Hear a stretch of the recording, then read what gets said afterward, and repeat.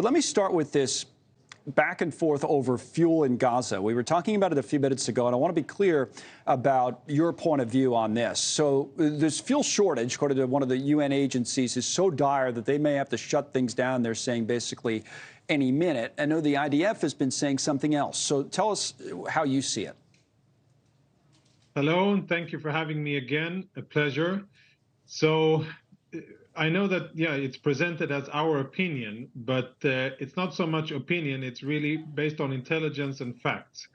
We have looked into it, and we know that Hamas has stockpiled fuel, hundreds of thousands of liters of it, both gasoline and diesel fuel. And we know where they keep it. We have also monitored the fact that they have been stealing fuel from UN agencies and from private vendors. They steal fuel and they stockpile fuel in order to run their war machine against Israel. And that is specifically the reason why we are not going to allow any fuel in, because we know that they want more and we know that they need it.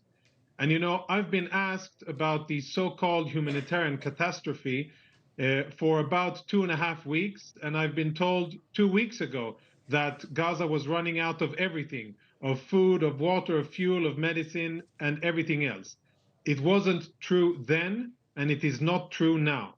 Yes, the situation in Gaza is difficult. It is not something that we are belittling at all, and I don't envy the people who live there, but there is fuel in the Gaza Strip. It is simply not going to those who need it.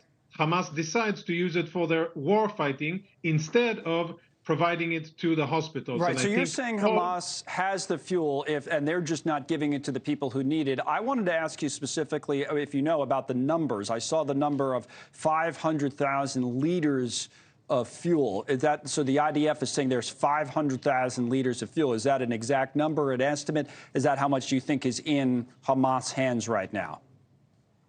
Yeah, it's difficult to say the exact number, but it's between 800,000 and 1 million liters. Right now, in Gaza?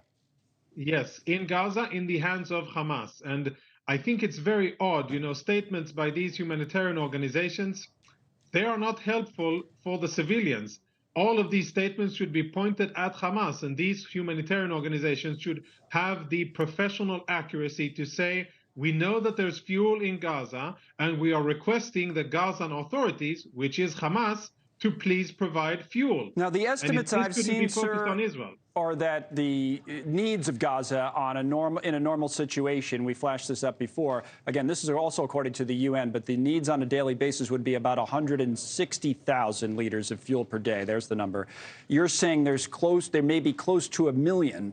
So you're saying a week or more of fuel is still in Gaza. It's just not getting to where it needs to get. That's the position.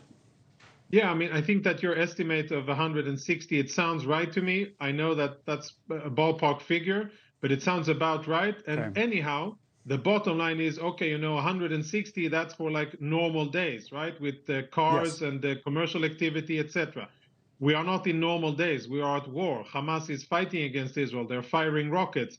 Last rockets were only a few hours ago where I'm sitting. So it's not a normal day, and I think consumption is less. And anyhow, for the most important things, the most important humanitarian needs, surely there is enough fuel, not only for a week, but for much more than that. But there's no more fuel going to be allowed in, right? That whatever is in, whether it's Hamas has it or no more is getting in, is also your point. Is that also true? Yes, this has been said clearly by Israeli leaders and decision makers. Yes, there will not be any fuel allowed in because Hamas uses it for their military fighting against us. I want to ask you about the actual military operations, too, while we have a minute or two left. And I know that Prime Minister Benjamin Netanyahu actually was speaking earlier today, and he said, and I quote, "We are getting prepared for a ground invasion." So what can you tell us about the preparations that are being made now, the strikes, the targets that you've been hitting over the last couple of days, and what the strategy is with those targets? So in parallel, we are using every minute before our ground maneuvers to get even more ready.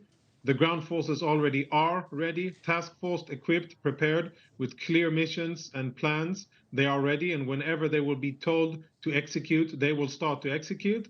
And parallel to that, we are striking Hamas from the air. We continue to strike. Thank you for watching. Go to newsnationnow.com to find NewsNation on your television provider. And don't forget to click the red subscribe button below to get more of NewsNation's fact-driven, unbiased coverage.